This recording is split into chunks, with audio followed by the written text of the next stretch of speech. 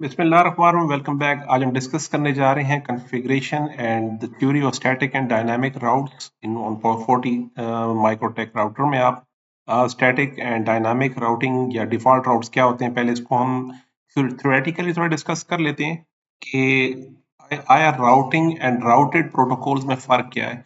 Most of the time interviews में या test वगैरह में या प्रोफेशनल टेस्ट में आपसे पूछते हैं कि राउटेड प्रोटोकॉल्स क्या होते हैं। एक्चुअली IP4 और IPv6 जो हैं ये इंटरनेट प्रोटोकॉल्स जो हैं ये राउटेड प्रोटोकॉल्स हैं।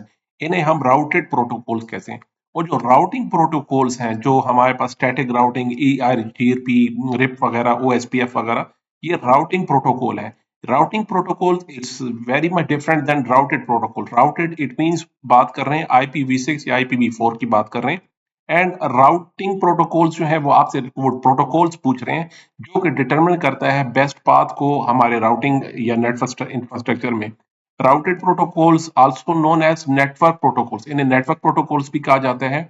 और ये हमारे पास एक्चुअली डायरेक्शंस को डिसाइड करते हैं, बेस्ट पाथ को डिसाइड करते हैं कि आपके जो नेटवर्क हैं यहाँ पे जो सोर्स एंड डेस्टिनेशन तक पहुंचने के लिए बेस्ट पाथ आपके पास कौन सा है। अगर हमारे पास मल्टीपल पाथ्स हैं किसी भी सोर्स तक रीच होने के लिए, हमारे पास जाने के लिए नेटवर्क में, तो ये हमें डिसाइड करेगा, राउटिंग प्रोटोकॉल डिसाइड करता है कि इस सोर्स एंड डेस्टिनेशन तक पहुंचने के लिए हमारे पास बेस्ट ऑप्शन कौन सा है। यहाँ पे ऑप्शन 1 भी है, यहाँ पे ऑप्शन 2 भी है। इस तरह अगर हम इससे भी कनेक्ट कर लेते हैं तो मल्टीपल ऑप्शंस हैं हमारे पास सोर्स एंड डेस्टिनेशन तक रीच करने के लिए। तो वो हमारे पास जो ये फैसिलिटी प्रोवाइड करता है वो है राउटिंग प्रोटोकॉल। राउटिंग प्रोटोकॉल जैसे मैंने अभी बताया ये एक्चुअली हमारे पास बेस्ट पाथ आपको डिसाइड करके देगा कि ये जो राउटिंग इंफॉर्मेशन हमारे पास है, मल्टीपल लेट से हमारे पास राउट्स हैं हमारे नेटवर्क में जो कि कनेक्टेड हैं डिफरेंट हमारे और भी नोड से। डिफरेंट हमारे पास इसमें मैट्रिक्सेस यूज होते हैं। तो ये सोर्स एंड डेस्टिनेशन में अब इसके बीच में जितने भी पाथ आ रहे हैं वो डिसाइड करेगा कि इन सारे पाथ में सबसे बेस्ट और सुटेबल पाथ हमारे पास कौन सा है। ठीक है, रिडंडेंसी के लिए हम या फेल ओवर के लिए कह लीजिए या हाई अवेलेबिलिटी के लिए कह लीजिए, हमने मल्टीपल पाथ्स रखे हैं। हमारे इस यहाँ से यहाँ पे देखिए मल्टीपल पाथ्स हमारे पास शो हो रहे हैं। किसी भी डायरेक्शन में आप जा सकते हैं। आईएसपी सेटअप में हमारे पास क्लाउड में हमारे रिडंडेंसी फेल ओवर ये मस्ट है हमारे पास कि हमारे पास मल्टीपल पाथ्स होने चाहिए। तो राउटिंग प्रोटोकॉल डिसाइड करता है क्या ये पैकेट को हमने सोर्स और डेस्टिनेशन तक किस डायरेक्शन में सेंड करना है। राउटिंग प्रोटोकॉल के दो मेजर कैटेगरी आप कह लीजिए, एक है एक्सटीरियर गेटवे राउटिंग प्रोटोकॉल, एक है इंटीरियर गेटवे राउटिंग प्रोटोकॉल। इन्हें हम डिटेल से डिस्कस करेंगे। एक्सटीरियर में आपके पास सिर्फ दो ऑप्शन है, आपके पास बीजीपी का ऑप्शन है, बॉर्डर गेटवे प्रोटोकॉल है, और एक्सटीरियर गेटवे प्रोटोकॉल है ईजीपी। आपके पास एक्सटीरियर में सिर्फ दो ऑप्शन है, बीजीपी और ईजीपी। और इंटीरियर में हमारे पास एक लिंक स्टेट राउटिंग प्रोटोकॉल है जिसमें आता है ओएसपीएफ और आईएसआईएस आता है। और दूसरे डिस्टेंस वेक्टर में हमारे पास आईजीआरपी है, ईआईजीआरपी है और रिप है हमारे पास। तो ये मेजर कैटेगरीज हैं आपके पास राउटिंग प्रोटोकॉल में। अब स्टैटिक राउटिंग सबसे बेस्ट ऑप्शन है अगर आपके पास एक लिमिटेड हमारे पास नेटवर्क स्ट्रक्चर एक सिंपल सा है, सिंप्लीफाई करना चाह रहे हैं तो इस नेटवर्क के लिए बेस्ट ये है कि आप स्टैटिक राउटिंग यूज कीजिए। एक तो इजी है एडमिनिस्ट्रेटर को मेंटेन करने के लिए for small network, not for the extended या कम्प्लेक्स नेटवर्क के लिए बिल्कुल भी रिकमेंडेड नहीं है। स्मॉल सिंपल मीडियम साइज के लिए आप स्टैटिक राउटिंग यूज कर सकते हैं। और इसे एडमिनिस्ट्रेटर एक्सप्लिसिटली खुद ही डिसाइड करता है कि कौन से पाथ कौन से डायरेक्शन में आपको जाना है, जो कि अभी हम लैब देखेंगे इसी डेमोन्स्ट्रेशन में। तो सेटअप करना इसका आसान है, सिक्योर है, use minimum system resources use किए जाते हैं and ideal for small and stable networks. जहाँ मैंने अभी बताया कि स्टेबल एंड स्मॉल नेटवर्क के लिए मोस्ट सुटेबल है स्टैटिक राउटिंग। इसका बड़ा एडवांटेज ये है कि कॉन्स्टेंटली कोई अपडेट्स नहीं सेंड करता आपके नेटवर्क में, इसलिए सीपीयू यूजेज आपके पास कम से कम यूज होती है, नेटवर्क पे ट्रैफिक कम से कम यूज होगी, आपके पास राउटिंग पे कंट्रोल कंप्लीट कंट्रोल होगा। लेकिन ये है कि आपने इसको फ्लेक्सिबिलिटी के लिए या स्केलेबिलिटी के लिए स्टैटिक राउटिंग बिल्कुल भी सूटेबल नहीं है, क्योंकि उस कॉन्स्टेंटली जब अपडेट्स आ रही हैं आईएसपी या बड़े नेटवर्क्स में तो उसे ट्रबल शूट करना और एडमिनिस्ट्रेट करना नेटवर्क एडमिनिस्ट्रेटर के लिए ये मुश्किल हो जाता है बहुत। एक डिफ़ॉल्ट राउट हम ऐड करते हैं। हमारे पास लेट्स सपोज़ मल्टीपल पाथ्स में हमारे पास नेटवर्क डिज़ाइन किया गया है। हमने एक बेहतरीन नेटवर्क डिज़ाइन है। अब ये है कि किसी एक सोर्स से आपके पास इंटरनेट आ रहा है।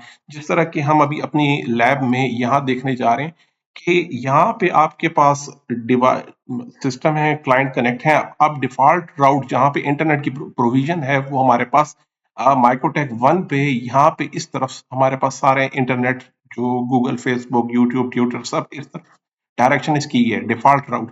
बाकी जो लोकल नेटवर्क्स हैं हमारे पास 192.168 का नेटवर्क है, 2 का नेटवर्क है, 3 का नेटवर्क है। इसे हमने स्टैटिकली मैनुअली असाइन करना है, इसको एडमिनिस्ट्रेट करना है। उसके साथ एक डिफ़ॉल्ट राउट कि यार इनमें से अगर कोई नेटवर्क ना हो तो इसके अलावा कोई भी नेटवर्क हो तो वो आपने डिफ़ॉल्ट राउट पे सेंड कर देना, आपको बाकी सोर्सेस आपको इस पाथ पे मिल जाएंगे।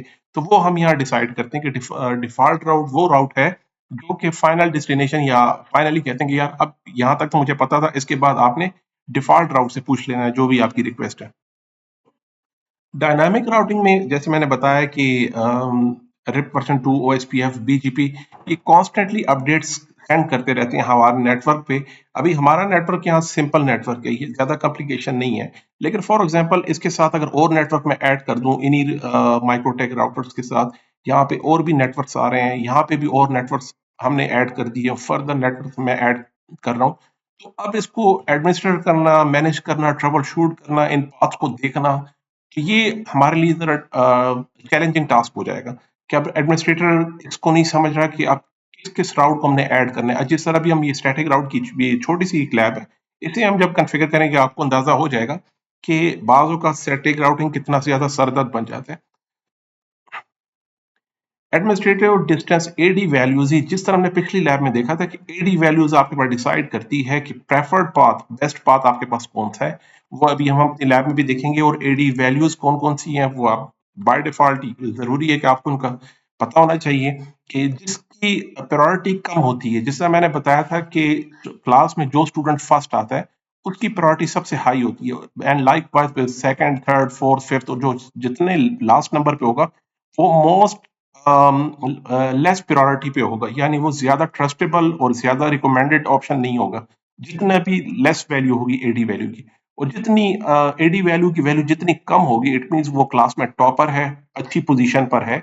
ये प्रायोरिटी एडी वैल्यू हमारे पास एक्चुअली क्लास की पोजीशन डिसाइड करते हैं कि जिसकी पोजीशन हमारे पास वन से करीब करीब है वो बेस्ट है, और जो वन से जितना दूर है वो नेक्स्ट प्रायोरिटी पे, यानी आपके पास एक मल्टीपल पास है 1 2 3, यहाँ पे सॉरी एडी वैल्यू अगर यहाँ पे 1 है, यहाँ पे 10 है, यहाँ पे 20 है, तो जब भी राउटर के पास सोर्स डेस्टिनेशन की रिक्वेस्ट जाएगी तो सबसे पहले एडी वैल्यू जिसकी 1 है उसे प्रेफर देगा, फिर 10 को, और उसके बाद बाकी जो 1 बाय 1। अगर 1 अवेलेबल नहीं है या यहाँ पे कोई प्रॉब्लम है फिर वो जाके दूसरे एडी वैल्यू वाले लिंक पर ट्रैफिक को सेंड करेगा।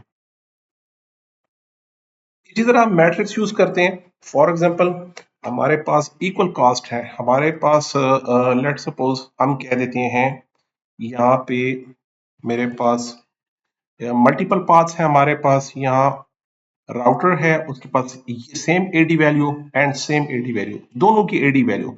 लेकिन लेट सपोज यहाँ से हमारे पास डायरेक्टली जो सोर्स डेस्टिनेशन है यहाँ पे कनेक्ट है, और यहाँ से अगर जाएगा तो उसके बीच में मजीद और भी राउट्स आ रहे हैं, वो फर्दर और राउट्स आ रहे हैं और उसके बाद जाके वो डेस्टिनेशन तक पहुंच रहे हैं। तो ये कैसे पता चलेगा कि ठीक है एडी वैल्यू तो सही है लेकिन मोस्ट प्रेफरेबल इसमें इक्वल कॉस्ट में जो ज्यादा बेहतर है वो कौन सा पाथ है, वो आपको मैट्रिक्स डिफाइन करता है। फिर नेक्स्ट एडी के बाद मैट्रिक्स पे डिसाइड करता है। लेट सपोज दोनों की एडी वैल्यू 1 है, दोनों की एडी वैल्यू 1 है, लेकिन मैट्रिक्स बताता है कि यार इसके बाद ऑप्शन आप देखिएगा कि मैट्रिक्स देखें जिसका मैट्रिक्स कम है वो प्रेफरेबल हमारे पास पाथ होगा।